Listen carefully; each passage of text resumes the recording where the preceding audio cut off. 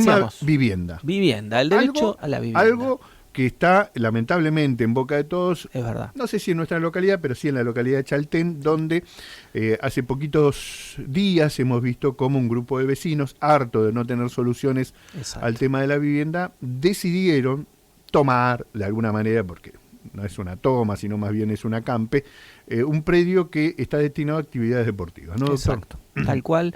Y ante esta situación, bueno, nos pareció interesante tratar la idea de la vivienda, que es un derecho reconocido hace muchísimos años ya, desde 1957. En el tercer párrafo del artículo 14 bis, se dice específicamente que el Estado otorgará la compensación económica familiar y el acceso a una vivienda digna, además, agrega el texto constitucional. Pero además tenemos, por supuesto, este derecho reconocido en la Declaración Universal de Derechos Humanos, el artículo 25, en el Pacto Internacional de Derechos Económicos, Sociales y Culturales, en el artículo 11, en el Pacto Internacional de Derechos Civiles y Políticos, en el artículo 17, en la Convención sobre los Derechos del Niño también está reconocido, 16, 27.3, y en la Convención sobre los Derechos de las Personas con Discapacidad en los artículos 9 y 28. Es decir que todos estos tratados internacionales de derechos humanos que tienen rango constitucional, que están a la par y que amplían los derechos concedidos a las personas, bueno, aquí también los tenemos reconocidos respecto del derecho a la vivienda, que es un derecho fundamental para el disfrute de todos los otros derechos económicos, sociales y políticos, porque claro, si no tenemos una vivienda digna, difícilmente podamos vivir tranquilos, bien y desarrollar nuestros planes de vida como corresponde. Y bueno, esta situación que ha sucedido justamente en Chaltén es el reflejo de algo que está fallando, ¿no? Claro. Efectivamente faltan políticas públicas de vivienda. Se calcula que una de cada 3 familias en Argentina tiene problemas de vivienda. Se calcula que se necesita construir algo así como 1,5 millones de viviendas para alcanzar a, digamos, nivelar la situación de emergencia que está sucediendo. También se da mucho problema de hacinamiento, hay muchísimos problemas de lo que llaman la inquilinización de las ciudades, es decir, que las personas no tienen acceso a su propia vivienda en las grandes ciudades, sino que viven de alquiler, probablemente toda la vida. También, y todos estos problemas se agudizan, bueno, por ejemplo, en Chaltén, que ya desde el inicio, desde cuando fue fundado hace 36 años, en octubre de 1985, ya empezaron los problemas. En el momento en que el entonces gobernador Puricelli fundó Chaltén, el que era entonces el administrador de parques nacionales, lo amenazó con denunciarlo policialmente, ¿no? Hacerle una denuncia policial porque, claro, los territorios de Chaltén están dentro de un parque nacional, entonces la jurisdicción federal, digamos, entraba en colisión con la jurisdicción provincial, ¿no? Así que siempre hubo problemas de tierras en Chaltén, y lo que pasó es que al principio era una comunidad muy pequeña que fue fundada un poco con la idea de la soberanía territorial por todas las disputas territoriales que había en la época con Chile, ¿no? Entonces fomentar la venida de vecinos a esa localidad fue todo un trabajo. Después, con el desarrollo del turismo, fue creciendo y hoy es un pueblo que ya tiene sus 1.200, 1.800 personas, se calcula. Y se ha dado un fenómeno muy extraño, es que no hay alquileres suficientes, claro, que la gente vive en trailers, viven en casas rodantes, arman unos digamos, semi-habitaciones en los terrenos prestados o alquilados por algún otro vecino. Es una situación de la cual se viene hablando y se reciben quejas permanentemente, y también tiene que ver con muchas promesas incumplidas, ¿no? Porque se ha prometido terreno, se ha prometido, de hecho el actual intendente llegó a la intendencia justamente con la promesa de dar terrenos a todos y demás. Después comenzaron los problemas, y bueno, lo que vemos acá, como en tantos otros casos, y lo dicen los mismos protagonistas de este acampe, sí, es que no hay una respuesta administrativa, no hay una respuesta judicial, no hay una respuesta de los representantes políticos, y finalmente la única solución que parece quedarnos y el único lenguaje que parece entenderse es el de la acción directa. el de la acción de, por ejemplo, en este caso el acampe, totalmente pacífico. Por otra parte, no hay ningún herido, hay familias enteras, hay frío, hay niños, hay problemas, digamos, de un sector que representa una alta vulnerabilidad. Pero son personas que les han prometido vivienda, le han prometido terrenos y ya es hora de que se genere algún tipo de política habitacional. Y pareciera ser que la única forma de hacer valer estos derechos constitucionales de más de medio siglo y que prácticamente no tienen ningún tipo de refutación por ningún organismo internacional, ni por los propios partidos políticos, ni por la Constitución, ni las leyes, ni por la jurisprudencia, porque hasta la jurisprudencia reciente de la Corte Suprema ha marcado que estas cuestiones son obligación del Estado, especialmente cuando estamos hablando de poblaciones vulnerables, de poblaciones expuestas, y todos sabemos que vivir en la Patagonia es complicado, son lugares que tienen que tener algún tipo de compensación, porque no son lugares fáciles de vivir, ¿no? Entonces, vivir en una casilla en medio del invierno en Chaltén no es algo para reírse, digamos, sino realmente son condiciones indignas. Y bueno, lo que se ve es eso. La única reacción es a partir de la acción concreta, directa de las personas, y ahí se empiezan a activar todas las cosas. Fíjense que en el día de ayer, por ejemplo, el Consejo Deliberante finalmente dijo lo obvio, ¿no? Declaró por ordenanza que estamos en una crisis habitacional. Y efectivamente eso es lo que está pasando. Cuando estamos en una crisis habitacional entramos en un estado de necesidad que empieza a justificar cosas que no se justificarían en otro contexto. Por ejemplo, si yo en este momento cruzo la calle y tomo un pedazo de tierra, digamos que eso efectivamente no tiene sería un delito. ¿Pero por qué? Porque yo no estoy en condiciones de necesidad ni de vulnerabilidad, sino que simplemente estoy cumpliendo con mi vida cotidiana, tengo casa, tengo mi trabajo, me vuelvo a mi casa y no hay problema.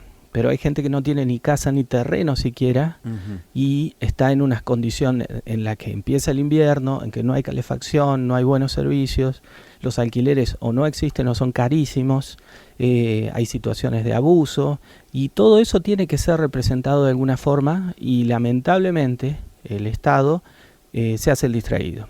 Tanto el Poder Ejecutivo como el Legislativo, como el Judicial. Entonces se le van cerrando las puertas a los vecinos, que finalmente lo que terminan haciendo es optando por algún tipo de acción directa para que se activen todos estos mecanismos que deberían funcionar de una forma mucho más aceitada, dinámica y previniendo el problema, en vez de resolverlo como una urgencia, como si fuera algo que no podía, que no sabíamos que existía, y realmente todos sabemos que es así, incluso las personas que no vivimos en Chaltén, porque casi todos acá en Calafate tenemos algún amigo que trabaja en Chaltén o que ha ido a hacer la temporada, y sabemos lo terrible que es la situación de conseguir alquiler, etcétera, ¿no? Doctor, con respecto al tema habitacional, aquí mismo en Calafate se está dando un fenómeno que es muy particular, que muchísimas casas y departamentos que anteriormente se utilizaban para lo que es el arrendamiento anual, ahora se están utilizando para el arrendamiento temporal. Es verdad. Estas casas salen del mercado de alquiler y se transforman en habitaciones o casas que son para el turismo. Claro. Y eso genera que la demanda de alquileres, por mucha gente que está volviendo a Calafate o que está justamente no tiene su casita, le cueste conseguir alquiler. Ya son muchas personas que se han acercado, que me han hecho esta consulta. ¿Qué pasa cuando hay poca oferta? Claro, bueno. Aumenta el valor. Exactamente. ¿No? Se vuelven, además que tenemos un fenómeno inflacionario muy fuerte y la ley de alquileres prevé un índice para calcular esos aumentos de alquileres que tiene en cuenta varios factores, los salarios, pero claro, los salarios en blanco, ¿no? Entonces es una canasta de ítems que genera un índice para saber cuánto se sube el alquiler todos los años, y a eso se le suma que casi todos los alquileres están hechos informalmente, no hay contratos, no hay registración y por lo tanto tampoco existe un control de todas estas situaciones.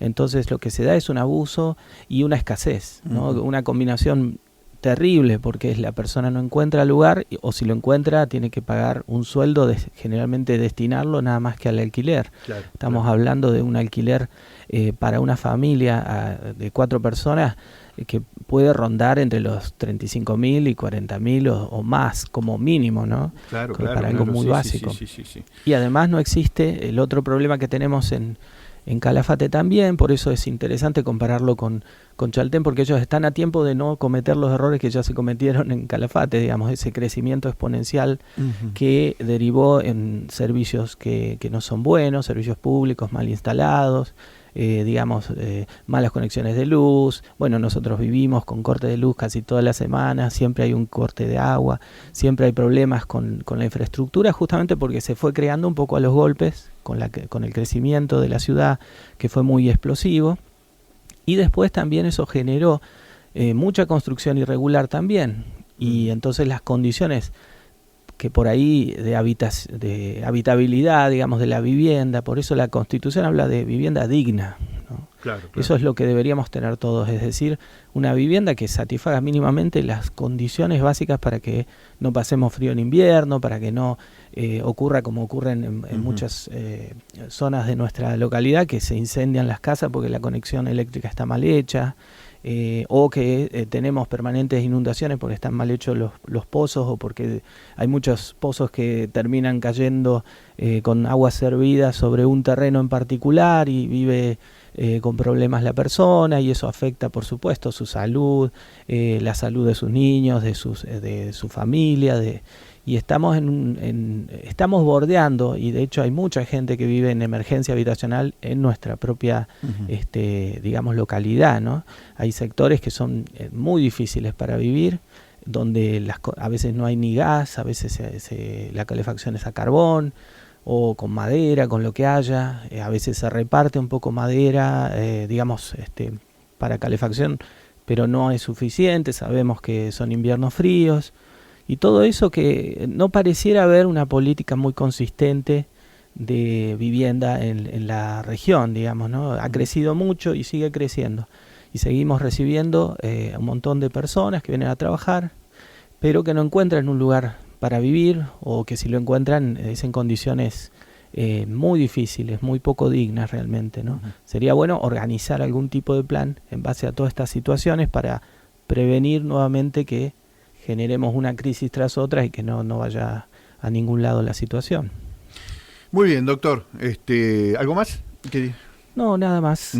¿Quiere repetir el artículo de la Constitución donde dice justamente el tema de la vivienda? Ahí lo vamos a estar para que vea que el doctor trae todo ahí. Sí, ahí tenemos el tercer, para quien quiera buscarlo, es el artículo 14 bis, que probablemente es el más lindo de toda la Constitución. Están los derechos laborales, de la seguridad social, están los derechos a la jubilación, al salario mínimo vital y móvil, y también en el último párrafo dice: el Estado otorgará los beneficios de la seguridad social, que tendrá carácter de integral e irrenunciable.